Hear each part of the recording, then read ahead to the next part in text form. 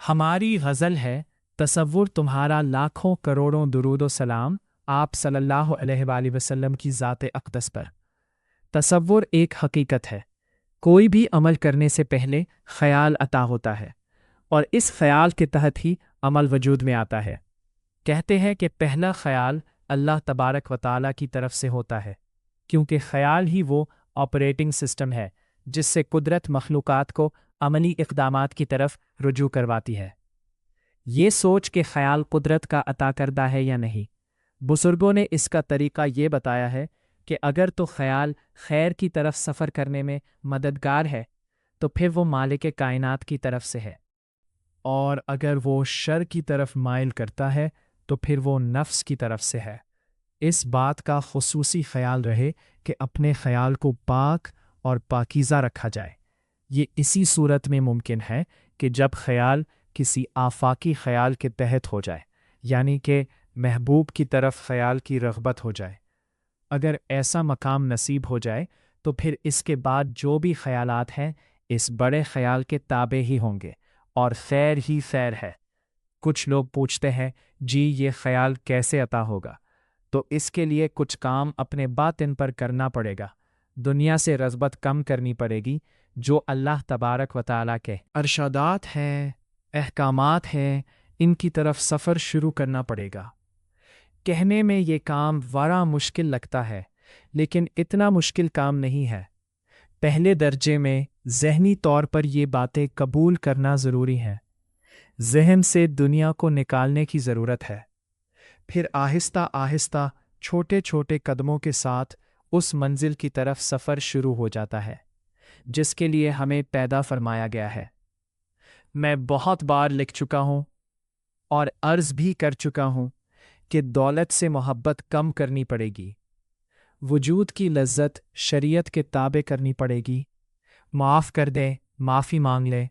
ये वो बुनियादी इक़दामात हैं जो कि आफाकी ख़याल अता होने में मददगार है। सबसे पहले ज़हन ये बात कबूल करता है और ज़हनी तौर पर ये मामलात छूट जाते हैं। फिर अल्लाह तबारक व तआला तौफ़ीक दे तो इंसान सोचता है कि क्यों ना इस सोच को अमली जामा पहनाया जाए। महबूब का ख़याल अता होने के बाद मुशाहदात का अमल शुरू होता है। महबूब ही मुहिब को कंट्रोल करता है। सरकार सुल्तान बाहू फरमाते हैं कि मुर्शद का ख़याल अता हो जाए तो इंसान मुर्शद जैसा ही हो जाता है। तसव्वुफ़ में ये बात आम है कि मुर्शद का रंग चढ़ जाता है। रांझा रांझा करते हुए हीर खुद रांझा हो जाती है। सारे मौजज़ात, सारे मुशाहिदात महबूब के दम से हैं। इन्हीं मोहब्बतों का फैज़ है कि ये सफ़र शुरू होता है और मौत के बाद भी जारी रहता है, क्योंकि लामहदूद का मुशाहिदा लामहदूद है। ये सफ़र ही सफ़र है। महब को महबूब के पैगामात आते हैं, क्योंकि मोहब्बत नाम ही राबिते का है। ये हो ही नहीं सकता कि आपको मोहब्बत अता हो चुकी हो और आपका राबिता महबूब से ना हो।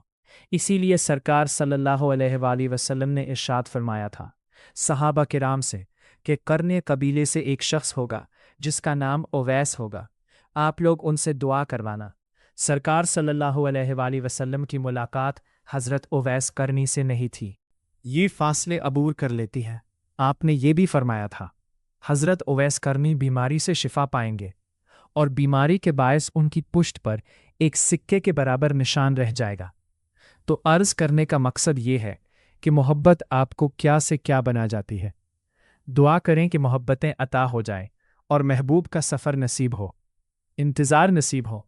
दुनिया में इंतज़ार है और मौत के बाद दीदार है। इंतज़ार वाले ही दीदार वाले हैं, और राज ये है कि महबूब खुद भी इंतज़ार में शामिल होता है। इंतज़ार हिस्सा है महबूब का। उन लोगों को बहुत मुबारक जिनको इंतज़ार नसीब हो चुकी। अल्लाह पाक आपको आसानियाँ अता फरमाए और आसानियाँ तकसीम करने का शरफ़ अता फरमाए।